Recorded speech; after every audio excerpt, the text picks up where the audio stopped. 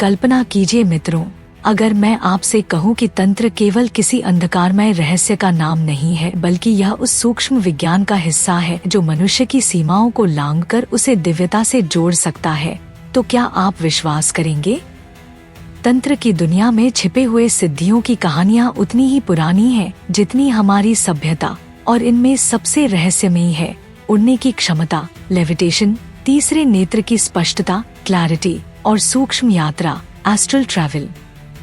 प्राचीन काल में हमारे ऋषियों, सिद्धों और तांत्रिकों ने इन रहस्यों को केवल किताबों तक सीमित नहीं रखा, बल्कि अपने जीवन से प्रमाणित भी किया। कल्पना कीजिए जब योगी गोरखनाथ की कथाएं सुनाई जाती थी कि कैसे वे समाधि में बैठे रहते और उनका शरीर आकाश में मंडराता। यह कोई कल्पना मात्र नहीं थी, बल्कि मन और प्राण ऊर्जा के गहन नियंत्रण का परिणाम था। तंत्र का विज्ञान कहता है कि जब मनुष्य अपनी इंद्रियों को नियंत्रित करके अपने भीतर की ऊर्जा को जागृत करता है, तब उसका शरीर भौतिक नियमों से ऊपर उठने लगता है। यह केवल उड़ान नहीं है, यह चेतना का उत्थान है। उसी तरह तीसरे नेत्र की सिद्धि, जिसे हम आज्ञा चक्र कहते हैं, जब सक्रिय होती है तो साधक की दृष्टि साधारण आँखों से परे जाकर सूक्ष्म लोकों को देख पाती है। पुराणों में महादेव को त्रिनेत्रधारी कहा गया है, क्योंकि उनका तीसरा नेत्र केवल अग्नि का प्रतीक नहीं था, बल्कि सत्य और असत्य के बीच पर्दा चीरकर देखने की क्षमता थी। आज भी तंत्र साधना में ऐसे प्रयोग होते हैं जहां साधक को विशेष मंत्रों और ध्यान की विधियों से तीसरे नेत्र की चेतना जागृत की जाती है।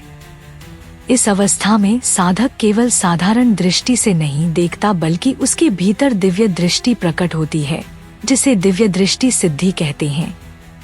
अब आइए तीसरे और सबसे रहस्यमय रहस्य की ओर चलते हैं, सूक्ष्म यात्रा, एस्ट्रल ट्रैवल।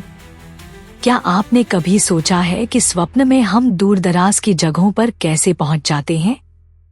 तंत्र बताता है कि यह केवल कल्पना नहीं, बल्कि आत्मा की यात्रा होती है।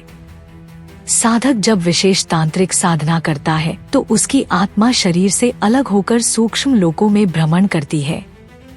इसे प्राचीन ऋषियों ने देवयात्रा कहा है। महाभारत में भी उल्लेख मिलता है कि भीष्म और विदुर जैसे महापुरुष ध्यानावस्था में दूरस्थ घटनाओं को देख लेते थे। आधुनिक काल में भी कुछ साधकों ने यह अनुभव किया है, और कई इंटरव्यूज तथा वास्तविक अनुभवों में उन्होंने बताया है कि कैसे साधना के दौरान वे शरीर से बाहर निकलकर दूरस्थ जगहों पर गए और घटनाओं का प्रत्यक्ष अनुभव किया। अब प्रश्न यह उठता है कि क्या यह सब केवल मिथक है या वास्तविकता? विज्ञान भी आज यह मानने लगा है कि चेतना केवल मस्तिष्क तक सीमित नहीं है।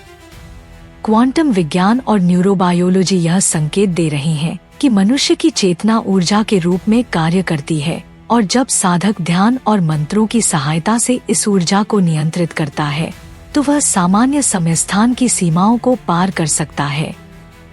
इसी को तंत्र की भाषा में सिद्धि कहा गया है।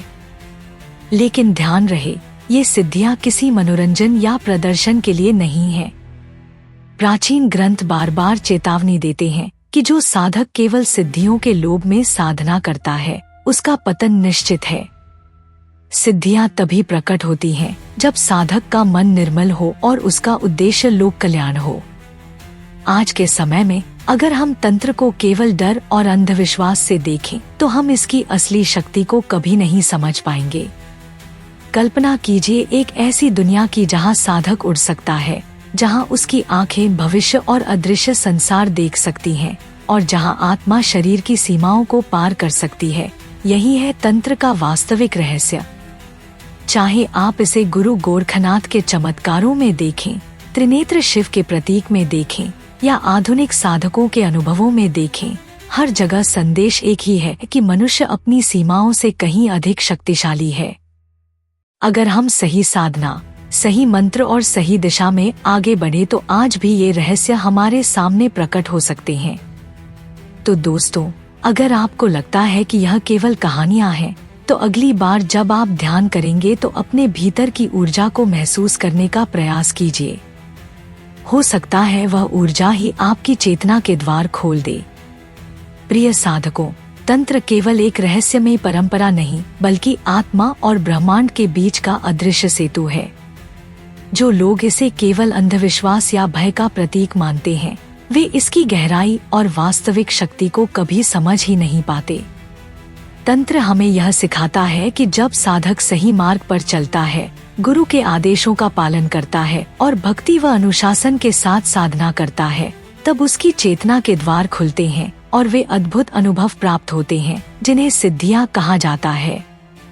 उड़ान, दिव्य दृष्टि और सूक्ष्म यात्रा जैसे रहस्य केवल कहानियां नहीं, बल्कि उस साधना की गवाही है जो आत्मा को मुक्त और शक्तिशाली बनाती है।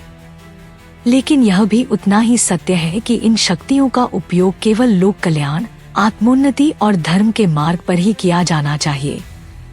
तंत्र की सबसे बड़ी शिक्षा यही है कि असली शक्ति भीतर छिपी हुई है, बस उसे जगाने की आवश्यकता है। इसीलिए हर साधक को सावधानी, श्रद्धा और सच्चे उद्देश्य के साथ ही तंत्र साधना में प्रवेश करना चाहिए। अगर आप भी इन रहस्यों को जानना चाहते हैं, तो साधना की शुरुआत अपने भीतर की शांति और गुरु की कृपा से कीजिए। याद रखिए, तंत्र केवल शक्ति नहीं है, यह परमात्मा से जुड़ने का एक अद्वितीय मार्ग है।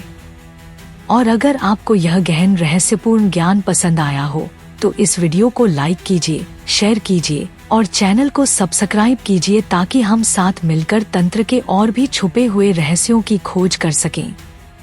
अंत में संदेश: साधना का मार्ग कठिन है, परंतु जो साधक सच्चे मन से चलता है, उसके लिए असंभव भी संभव हो जाता है।